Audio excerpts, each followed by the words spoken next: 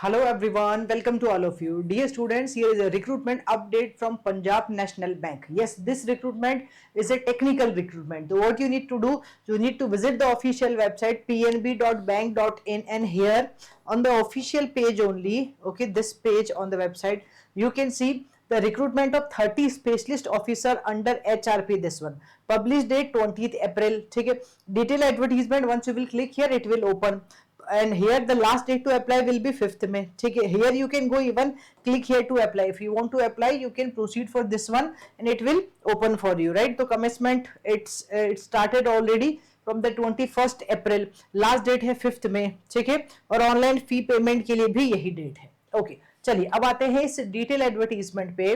So what you need to do, you need to click here. जब आप इसको open करेंगे तो यहाँ एक 37 पेजेस का पीडीएफ ओपन होगा, right? And here they mention the complete details. तो चलो एक एक करके पढ़ते हैं. तो opening date of online registration 21st April, last date 5th May, tentative date of online test. क्योंकि ये जो रिक्रूटमेंट है, ये रिक्रूटमेंट है based on the return test. ठीक है, दो ऑप्शन इन्होंने दिए, या तो रिटर्न टेस्ट उसके बाद इंटरव्यू होगा, या फिर depends on the application form. ठीक है, तो डायरेक्ट इंटरव्यू भी हो सकता है, बट अभी इन्होंने टेंटेटिवली लिखा है कि जहां पे रिक्वायर्ड है it will be 27 May 2026. Okay, it can be change. Alright, now फिर यहां लिखा है here the number of vacancies. तो let's look at here. Officer Civil Engineer in JMG Scale 1, number of vacancies 21.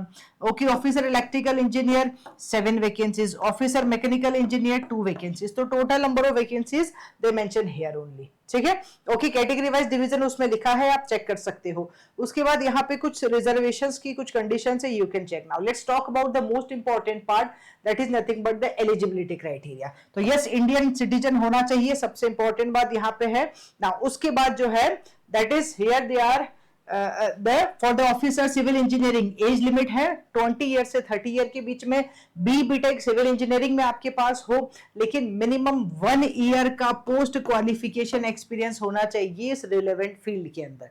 तो क्लियरली बता दें कि ये जो रिक्रूटमेंट है, this recruitment is not for the fresher, this recruitment is for those student जिनको minimum 1 year का एक्सपीरियंस है, जहां इन्होंने लिखा है उस डोमेन में 1 ईयर का एक्सपीरियंस. तो बी बीटेक चाहिए विद मिनिमम 60% मार्क्स बेटा. ठीक है, सिविल इंजीनियरिंग में. और जो एक्सपीरियंस मांगा वो कौन से डोमेन में, कंस्ट्रक्शन, जैसे सिविल वाला बच्चा अप्लाई कर सकता है, तो ये सारे डोमेन्स होने चाहिए. Similarly if you want to apply for the, if a student wants to apply for the electrical engineering, तो एज लिमिट वही 20 से 30. ओके, और बी बीटेक 60% मार्क्स के साथ चाहिए आपको किसमें, इलेक्ट्रिकल में. 1 ईयर का पोस्ट क्वालिफिकेशन एक्सपीरियंस हो इनमें से किसी भी फील्ड के अंदर जहां लिखा है इलेक्ट्रिकल इंजीनियरिंग, कंस्ट्रक्शन, रिनोवेशन. तो ये जो भी मेंशन किया है इस फील्ड में आपके पास एक्सपीरियंस होना चाहिए, दे mention here clearly. And similarly for the mechanical engineering, right, age limit वही है, बी बीटेक चाहिए विद मिनिमम 60% मार्क्स, मैकेनिकल की डिग्री आपके पास हो, मतलब बी बीटेक मैकेनिकल में हो और 1 ईयर का एक्सपीरियंस हो, तो आप अप्लाई कर सकते हैं. That is clearly mention here. ठीक है, तो यहाँ 3 कैटेगरी के लिए है, सिविल, इलेक्ट्रिकल और मैकेनिकल वाले बच्चे अप्लाई कर सकते हैं. इसके बाद यहाँ कुछ जनरल कंडीशंस लिखी है या रिलैक्सेशन है अपर एज लिमिट में, आप चेक कर सकते हैं. 60% मतलब 60% ही बोला है, 59.99 भी वो कंसिडर नहीं करेंगे. ठीक है, ये इन्होंने रिक्वायरमेंट बता दी है. ठीक है, और कुछ जनरल कंडीशंस लिखी है, आप चेक कर सकते हैं. कुछ और कैटेगरीज के लिए, जैसे एक्स सर्विसमैन कैटेगरीज के लिए, पीडब्ल्यूबीडी के लिए, तो अलग अलग इन्होंने लिखा है, आप वो सारी चीजें चेक कर सकते हैं. ये सारे जनरल इंस्ट्रक्शंस है. ठीक है, now we should understand here directly the selection process. अब बात करते हैं हम डायरेक्टली किसकी बेटा, सिलेक्शन प्रोसेस की. यहां लिखा है सिलेक्शन प्रोसीजर.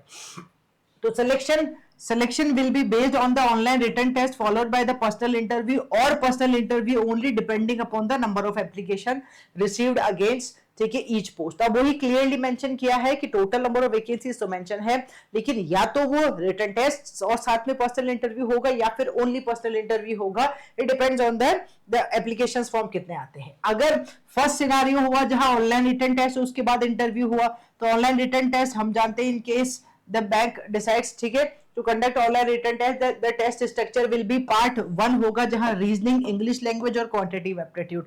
अब अगर आपने गेट की प्रिपरेशन की है अच्छे से, बहुत अच्छे से, जनरल एप्टीट्यूड पढ़ा है, तो यही सारी चीजें हम पढ़ते हैं. Quant 50 questions 50 marks. ठीक है, इंग्लिश वर्बल हम पढ़ते हैं, वही यहाँ पे है 25 क्वेश्चन 25 मार्क्स. रीजनिंग हम पढ़ते हैं तो 25 क्वेश्चन 25 मार्क्स. मतलब ये अच्छा खासा वेटेज आपको दिख रहा है, 100 मार्क्स का वेटेज आपका है quantitative aptitude including reasoning and English. ठीक है, पार्ट 2 में यहाँ है प्रोफेशनल नॉलेज, जो कि आपका टेक्निकल नॉलेज होगा। ये 100 मार्क्स का वेटेज होगा और क्वेश्चंस होंगे आपके पास में 50। ठीक है, ड्यूरेशन होगा 120 मिनट, नेगेटिव मार्किंग होगी ये क्लियर लिखा है। ठीक है, ओके नाउ अगर फिर इसके बाद पर्सनल इंटरव्यू होगा तो पर्सनल इंटरव्यू में वही सारी चीजें, ठीक है, आपका डॉक्यूमेंट वेरिफिकेशन भी इसी में होगा, सारा प्रोफेशनल नॉलेज टेस्ट भी इसी में होगा, तो और भी चीजें आपसे पूछी जा सकती है। ठीक है, नाउ अगर ऐसा हुआ, अच्छा एक और चीज, जो लोग इस रिटन टेस्ट में क्लियर करेंगे उन्हीं को ही पर्सनल इंटरव्यू के लिए बुलाया जाएगा। Okay, and if they will call only for the personal interview की shortlisting of application followed by the interview only, तो फिर यहाँ पे डायरेक्ट इसी टाइम पे आपका जो नॉलेज है वो चेक किया जाएगा, ये 50 मार्क्स का होगा। ठीक है, और यहाँ पे आपका पर्सनल इंटरव्यू में आपको जो है टेक्निकल चीजें भी पूछी जा सकती है, that they mention clearly here. Examination centre इन्होंने बता दिए हैं इंडिया में कहाँ कहाँ हो सकते हैं। ठीक है, they mention about the centres also, बस आई थिंक यही है। एक फीस का जरूर लिखा है इन्होंने, वो हम देख लेते हैं, इसको थोड़ा सा किया जाए। ऑलराइट, ठीक है, सो उसके बाद यहाँ लिस्ट ऑफ डॉक्यूमेंट जो आपको शो करनी होंगी ये इन्होंने बोला है।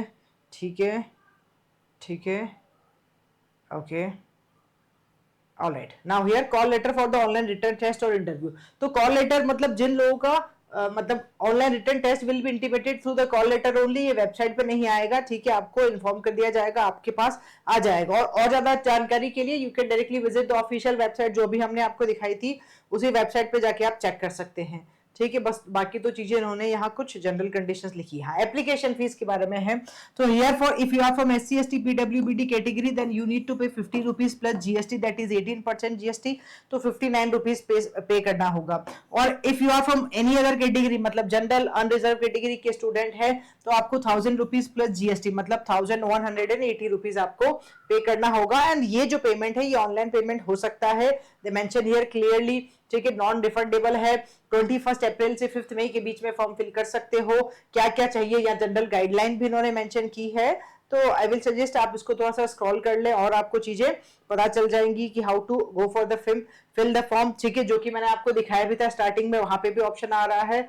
Mode of payment as a बता दिया कि ऑनलाइन है, ऑनलाइन पेमेंट कर सकते हैं, debit card, credit card, net banking, ठीक है, यूपीआई, किसी भी फॉर्म में आप कर सकते हैं। बस यही है।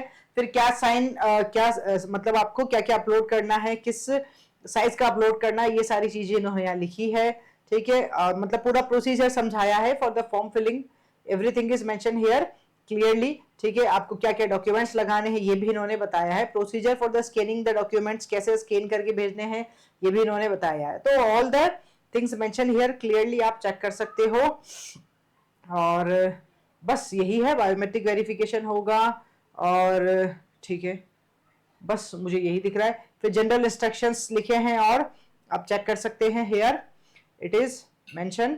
ओके, और आई थिंक एक नीचे ना एक फॉर्म भी इन्होंने मेंशन किया है, वो भी आप अगर आप उस रिजर्व कैटेगरी से है तो आप वो फॉर्म भी फिल कर सकते हैं, ये भी इन्होंने यहाँ पे दिया है। इधर है या यहाँ पे है ये फॉर्म। ठीक है, मतलब सर्टिफिकेट है, कास्ट सर्टिफिकेट, ये भी आप फॉर्म फिल कर सकते हैं। So here more and less you can see dear students, यहाँ आपके पास ऑप्शन आ रहा है क्लिक हियर टू अप्लाई का। आप अगर जाते हैं अप्लाई में तो यहाँ से click here for the new registration and then you can start filling the form. अगर आपके माइंड में कोई क्वेश्चन है तो FAQs यहाँ पे भी अवेलेबल है। ठीक है, अगर आपको लगता है कुछ और इंपॉर्टेंट पॉइंट्स हमने मिस कर दिए तो ये इंपॉर्टेंट पॉइंट्स इन्होंने यहाँ पे भी फिर से हाईलाइट कर दिए हैं। ठीक है, तो you can just go for how to apply, क्या क्या साइज का फोटोग्राफ वगैरह चाहिए, every detail they mention here. Alright guys, तो if you think you wants to apply here, अगर मिनिमम 1 year एक्सपीरियंस है in the required domain, then you can apply here if you are from civil, electrical and mechanical engineering student. Thank you.